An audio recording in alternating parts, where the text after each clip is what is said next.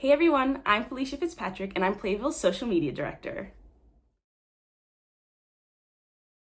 So as social media director for Playville, I am in charge of supervising the distribution of editorial content from our website onto our social media platform. So I have a coordinator I work with, and with her we do Facebook, we tweet, we do Instagram stories, IGTV videos, Reels now.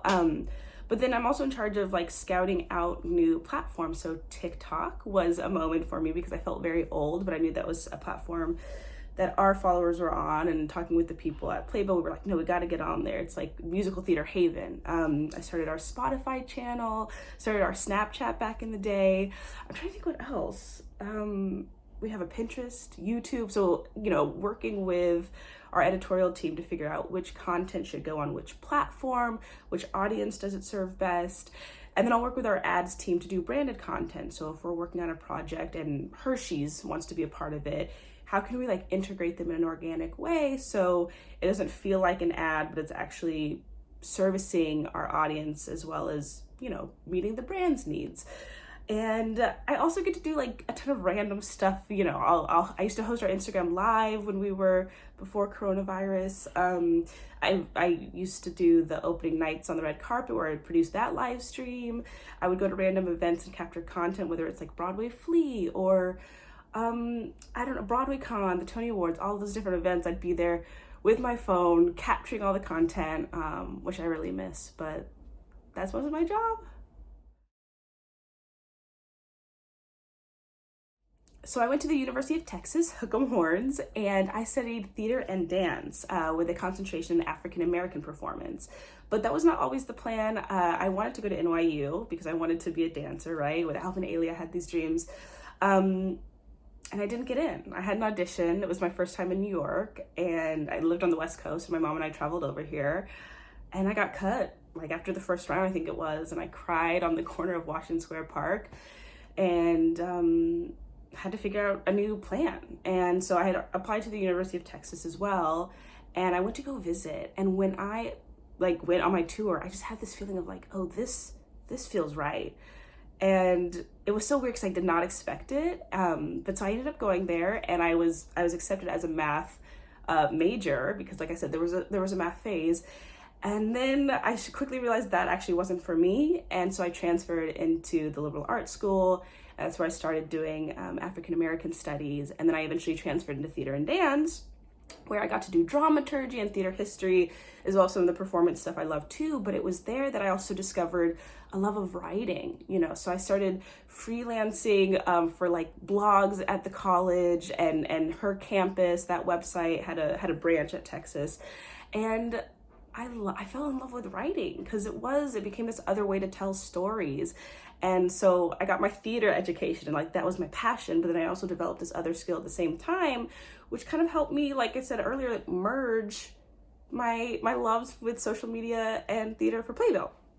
And I quickly realized I wanted to intern in New York City because after that audition for NYU, I was like, I love the energy there and I want to get back there no matter what. And I had these like visions of me like Carrie Bradshaw sitting at my window with my laptop eating takeout Chinese food, and so I started applying for internships, and I applied at 17 magazine, all these different places, and I did not hear back. So it was another like sad rejection moment. But I started interning at a not-for-profit, and so I spent the whole summer here, and I went back the next summer. And then after I graduated, I stayed in Austin to perform in a show, and I was like, I want to go back to New York and do like editorial social media stuff. Cause I couldn't decide if I wanted to do performing or if I wanted to do writing. And, the not-for-profit I worked at reached out to me and was like, come work for us. And I was like, don't have to tell me twice. So I came up and worked with them for a year. And then I missed the theater so much. And although I love that organization because they were my first, step into New York City, and it was such hands-on experience. I feel like I learned so much about social media in terms of like what works on the platforms, what content resonates. I missed the theater too much and I had to get back. So I found the job at Playbill literally on playbill.com/jobs. This is not a plug. That's really how it happened. And here I am 5 years later, you know, it's been such an amazing journey. I've been the social media manager slash director for 5 years, and it's like a dream job. So when I was growing up, social media management was not a job, believe it or not. We had like MySpace and Facebook and YouTube, and that was really it in terms of social media. And brands certainly weren't using it as a way to like communicate with their fans in that way. So I wanted to be a dancer with the Alvin Ailey Dance Company. I wanted to be a biochemist for a while. It was a weird math science phase I went through. I wanted to be a teacher for a while because my mom's a teacher. But I knew I wanted to live in New York, I think was the thing. And I did think, you know, for a while that it would be through performing, but doing social media at Playbill totally works. Like I still get to be in the community, and it's a different way of storytelling. So I feel like I've definitely found an intersection of my passions, which is exciting.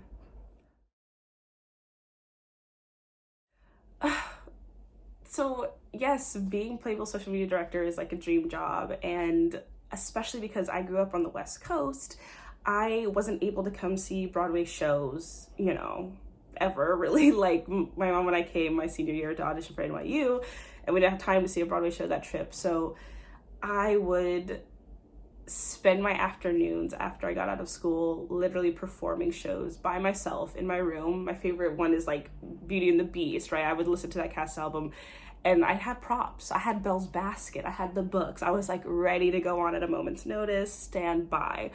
But you know, I'm in Chicago, Hairspray, of course, like all of those. And I would watch YouTube videos of like behind the scenes Beauty and the Beast stuff, or I would see red carpet videos every once in a while, and I just remember thinking that would be so cool to like experience one of those, you know. And a lot of kids in my high school didn't like theater. We didn't have a theater program.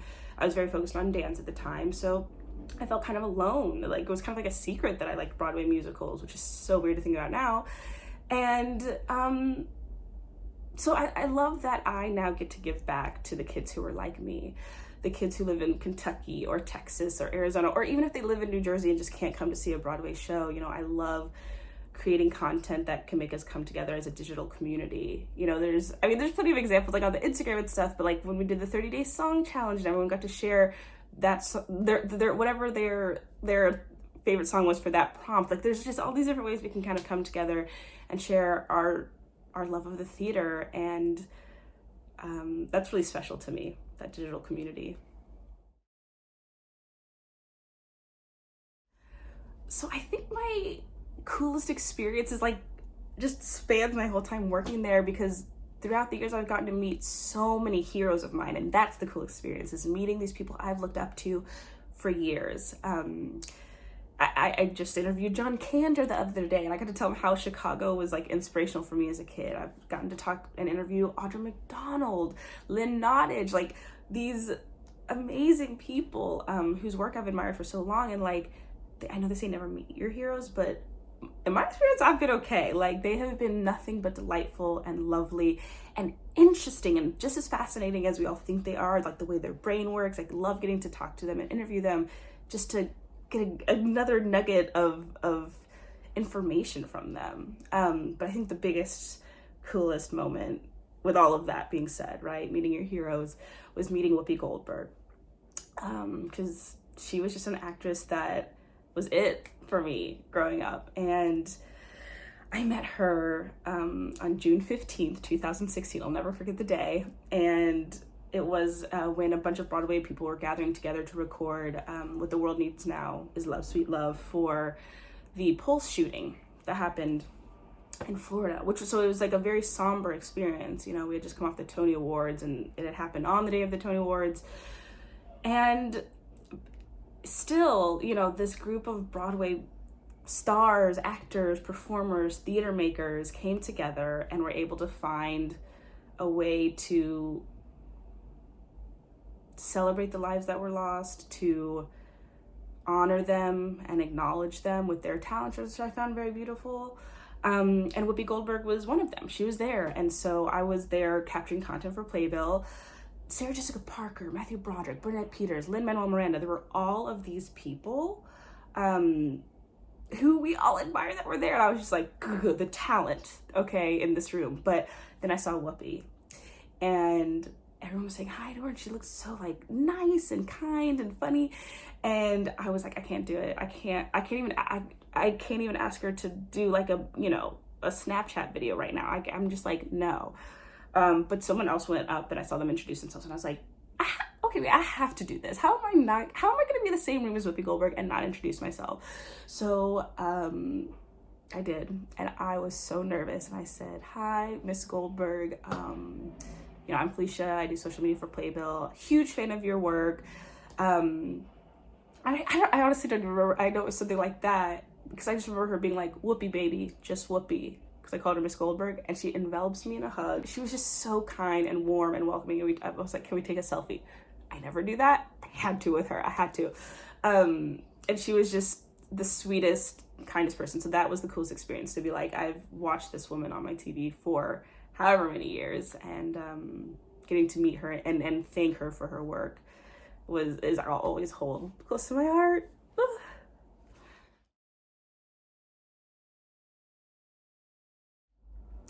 That is a really great question. I've only worked in theatrical social media and then in the not-for-profit world, so I haven't worked in like fashion or beauty or anything like that, but I do think the foundation is the same. It's all about telling stories and creating content that will resonate with an audience. For theater specifically, I think it's such a niche and such a specific lifestyle. Like, to be a theater kid is like, there are inside jokes, there are things that only we get, and that is, I'm sure that's true for other industries as well, but I think for theater, that's what I love, and it's so special, right? So we can talk about, oh yeah, like I started to clean my room, but I really just sorted through my Playbill collection. Or like, everyone has a cast album that they love to clean their room to, or like, whatever, their go-to like car ride, right? Road trip cast album. And those are the moments that I love to tap into for social media. And yeah, so I think that's what I would say, because the functionality of Instagram, of tweeting, those things stay the same mostly, I would say, industry to industry, using those tools, using Photoshop. But it's the audience. You got to know your audience and tap into what they like and what resonates with that specific audience.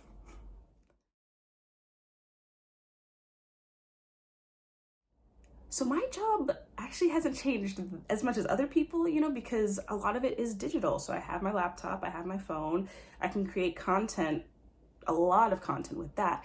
Of course, I am missing, going to events for the industry, seeing people going to shows, interacting with the members of the community for content, of course, a lot.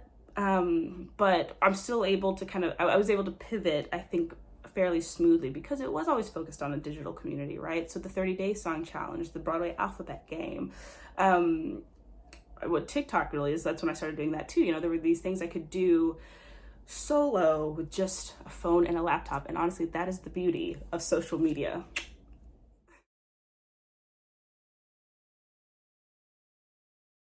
So in terms of advice, I want to like acknowledge that everyone comes from different places. So it's kind of tricky to give like a one size fits all piece of advice. But one thing I can say for social media is that you can create content, right? Like, if you have a phone with social media apps on it, start creating content. Like, if you love Hedwig and the Angry Inch, or you love Dear Evan Hansen, or Wicked, whatever it is, you can start an account just focused on that show. Or if you just love Broadway in general, start a Broadway fan account, because you can kind of start creating content and figuring out what people like, seeing what resonates. Why did they like that post more than they like that post, right? What was the caption like? What was the visual like?